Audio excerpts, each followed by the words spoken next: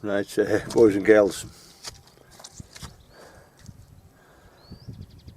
I've decided to slip out. A bit of a heat wave on at the moment, can't win in this country. Either too hot, too cold, too dry, too wet, and we always moan about it.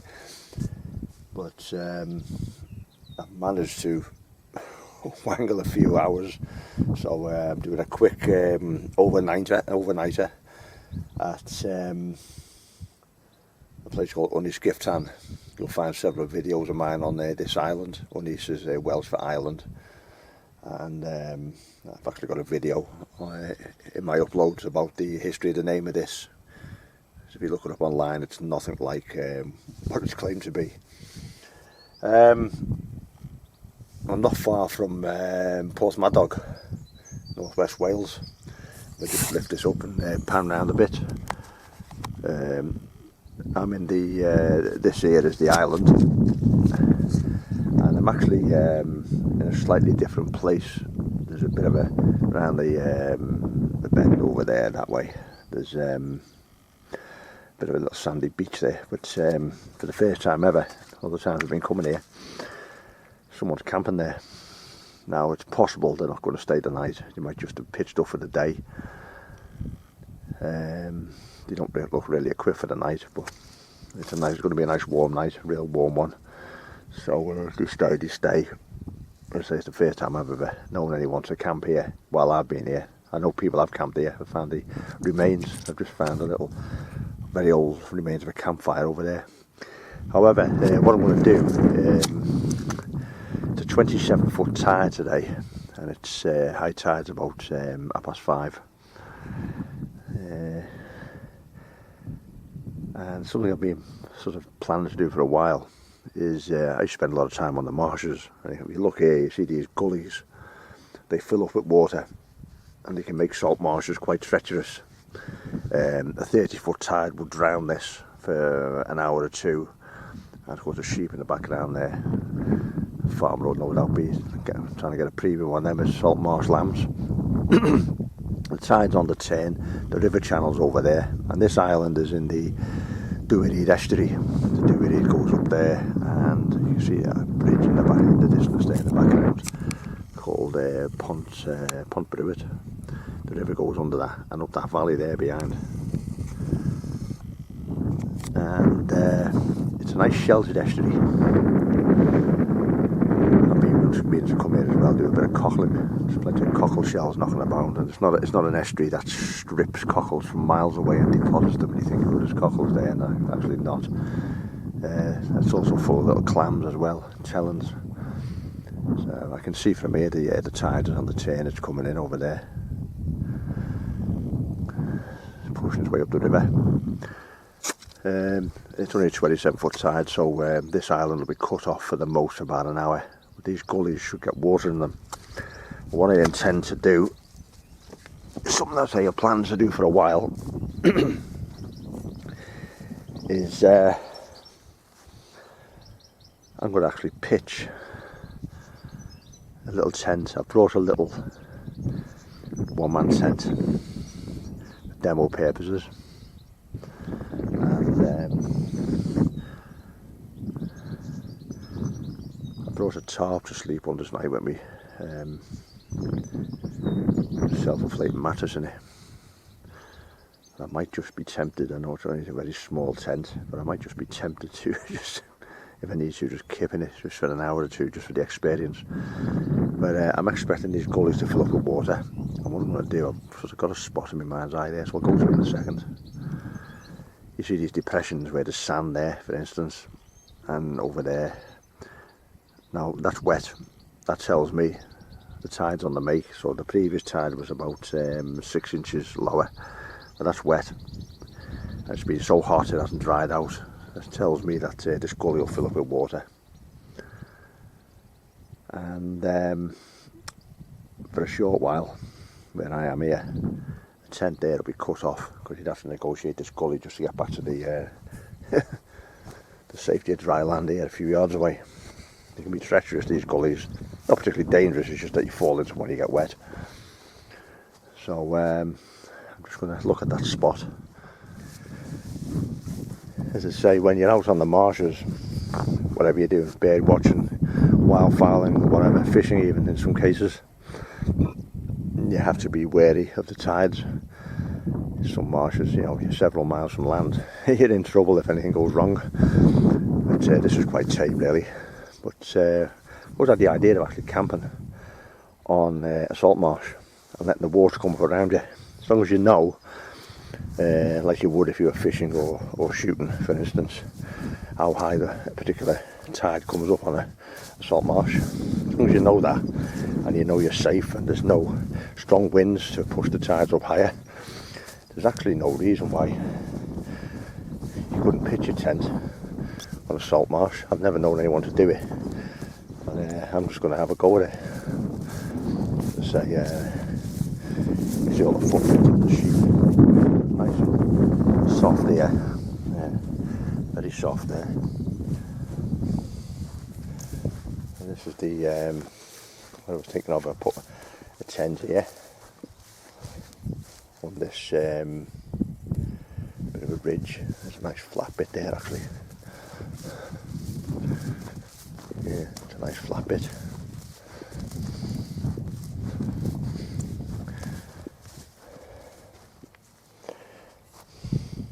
Yeah, as the tide comes in, I'll put it here. Yeah, nice and flat there. Yeah, excellent spot. And we'll see what happens when the tide comes in. I think 27 feet will be pushing it. The 28 footer, I'd fully expect it to not necessarily come over the grass here, but be underneath the soil a couple of inches down, so the wet is going to come through and penetrate your tent. Because for all intents and purposes it'll be pitched in mud. So that's the plan. You can see the tide's making, it's coming quite a bit, just in a couple of 3 minutes I've been talking. I'd film it down there, but because it comes in around the island there like that, it joins up, and then the water bubbles up over the marsh. But so where it comes in first on this side is where those people are pitched. So it's a bit of a pain in the arse. And for the time being anyway, they're not leaving the island. The next 30 minutes it'll be impossible for them to get off. The water will be in that gully. So that's the plan. So for all intents and purposes, ladies and gents, this might be the first time you ever see a tent pitched, albeit a trial, on a salt marsh with the water coming in around it. Right. Set up this little tent. It's one of those cheap ones. I think it only cost me about £5. Found several of them in a sale a couple of 3 years ago. I got one of them home, there was no bloody poles in it, but I had spares, so it didn't matter. I think they were selling them off for about £3 or £4 each. The sort of things you can pay 15 quid for. They're alright for pitching up in a dry night or on the beach to shelter in the day in the sun, but or in the garden for the kids. And I have slept in such tents quite a few times. They're okay in the right circumstances. Just want to get a bit of shelter. You can see there's a gully right next to this. I imagine the water's going to come up a fair way, but you can see if I get down here, the water there is about 2 feet below me. The tide hasn't reached it yet. When the tide does, it'll start coming up. See, it's wet here, but what actually happens is it penetrates through. It's just sand like that. It's dead easy. It just penetrates through, and if it was coming any higher, it would just surface through the grass before it really spills over the top. That's my little experiment. I could actually put it here. It's about 6 inches higher here. Let's try it. It's although the gully's there, as I say, this is the sort of place where water will penetrate. You can see those brown patches there. I'm going to leave that now. The tide's much greater than it was before. A little walk over there in a minute. In fact, I can see the tide coming in here now. It's pushing up already. Ah, yeah. You can see the water there.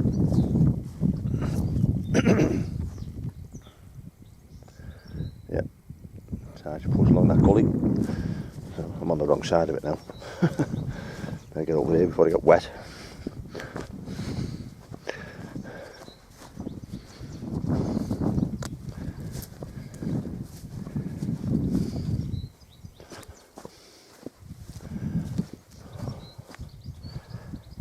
See it there, it's rushing in there now.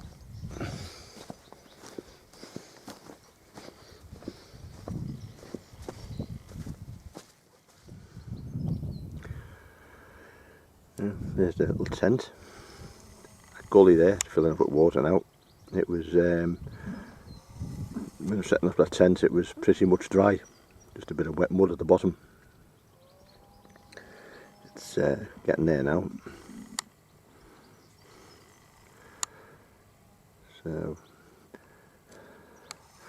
I've camped here quite a few times, and I've never actually fished here or had any real reason to be out in the marsh, but I've thought about this idea of putting a tent on a salt marsh for some time. Crazy idea, but then that's me. So I'm not sure how high a 27.5 foot tide will come. So this is a learning curve for me as well. But, that's handy to know.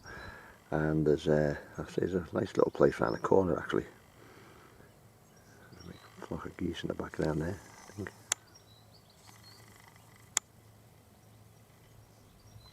Now cormorants.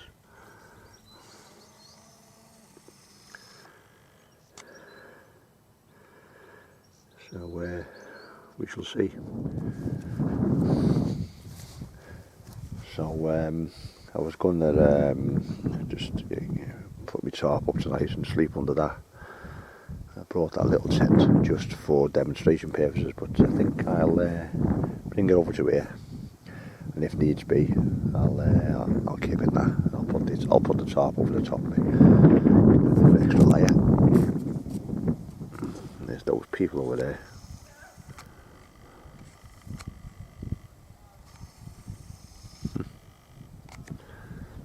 Just youngsters enjoying themselves, but I like my solitude.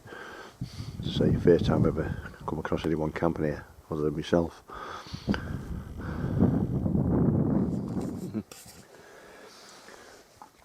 As this was a sort of short notice camp out, I didn't do a great amount of prep. I had this at home: tomato and 3 bean soup. I dare say it says on here what the 3 beans are. Reconstituted tomato puree, 34%. Yeah, that sounds very healthy.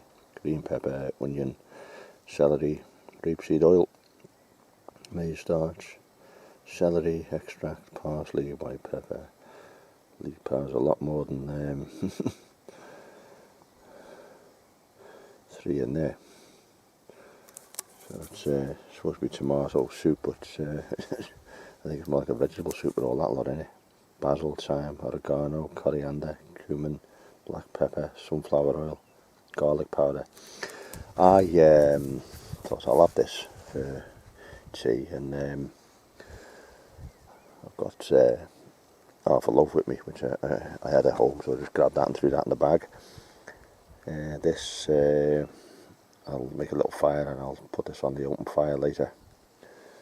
About 9 o'clock, something about an hour before it's dark. I thought I'd have a quick route round and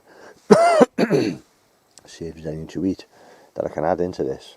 I was digging some worms yesterday for fishing bait, and I dragged up a few wild garlic bulbs. I've got a lot in the freezer but some fresh ones, so I brought those. So I'm going to grind up a few of those and I'll throw them into the soup as well. But when I was walking across the Saltmarsh before, I noticed some glasswort. So I'll go and pick a little bit of that and I'll throw a little bit of that in, and that'll add a little bit of a hint of salt. So I'll have a stroll over there in a minute. Sprig of glasswort there.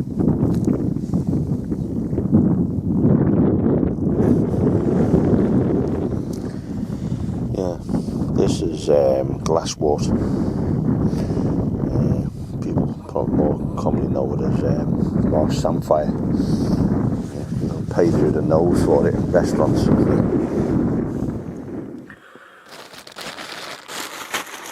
I mentioned that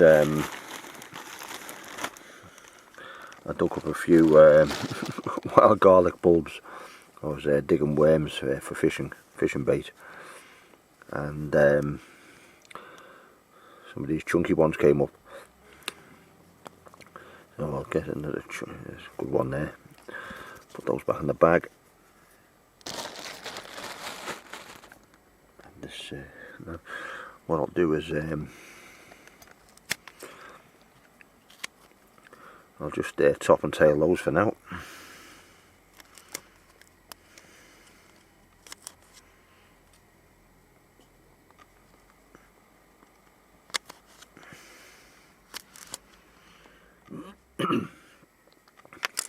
What I'm going to do with these is just going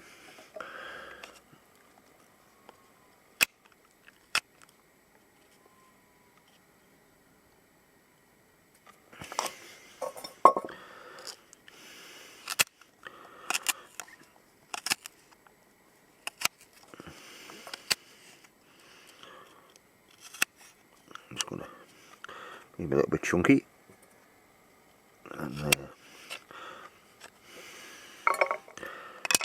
that. Also, I've got this glasswort, so I'll chop a bit of that up.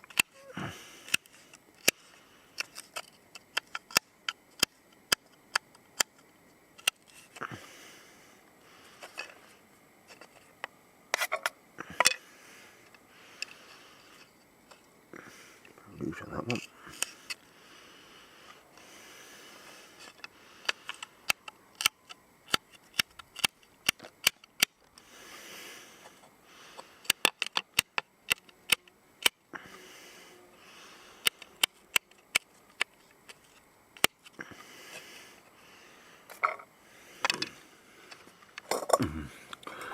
All that in there.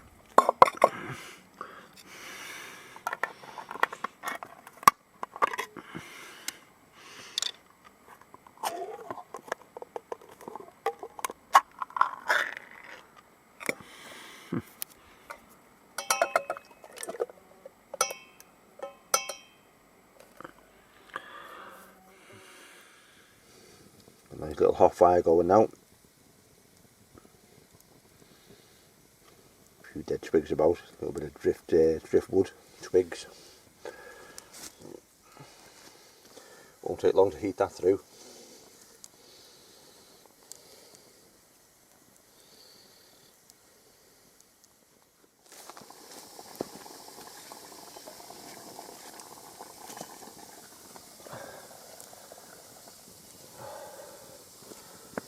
Bubbling away there.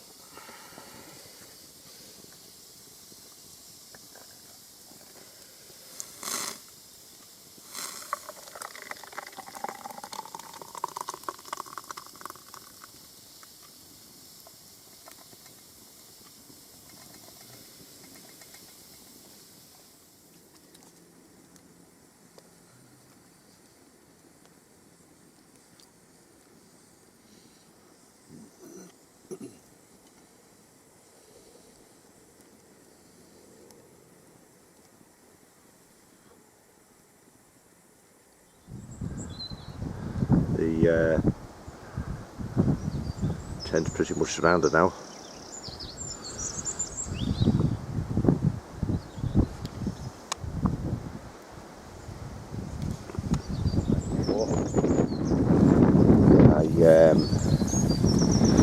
that little tent last night as the wind was getting up, and it was quite a heavy shower during the night as well. However, the tide is predicted about 12 inches higher than the one last night. It's a growing tide, a bit higher each day, and there's an example here. I've got some stuff of mine there.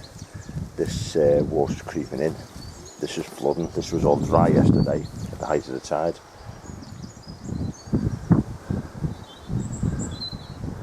The tent's pretty much surrounded now. You can see that there. There's the tent. It's just creeping up. So I'll have to move this now. It will wet the tent.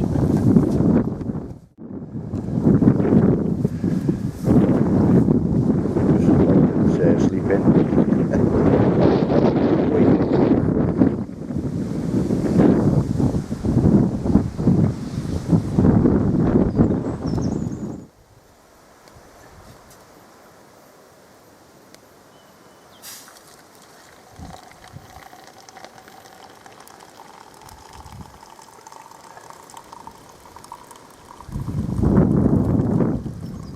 The tide's reached its maximum now. It's got a bit slack now. There's no movement there at all down there. A few minutes ago it was pulling still. Now it's lost all momentum. So the tide's on the turn now. I move my bags and stuff just to slightly higher ground. You can see there where all that wet is where the tent was. Interesting experiment.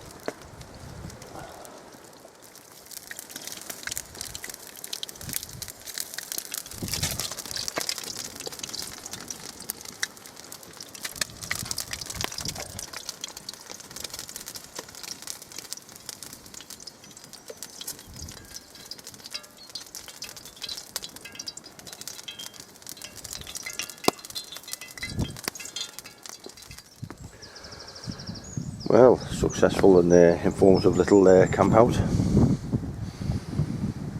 It's been quite a good one. Weather forecast wasn't quite what they said it was. It's the way it is.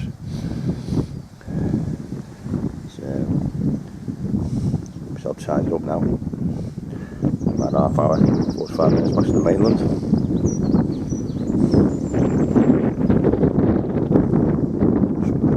Have a bit of water in, so I'll have to weed my way through those. But, yeah, all in all, good little camp. If you like what you've seen today, boys and girls, give me a like, leave a comment, feel free. Any observations, let me know. And you're always welcome to subscribe. So until next time, thank you very much.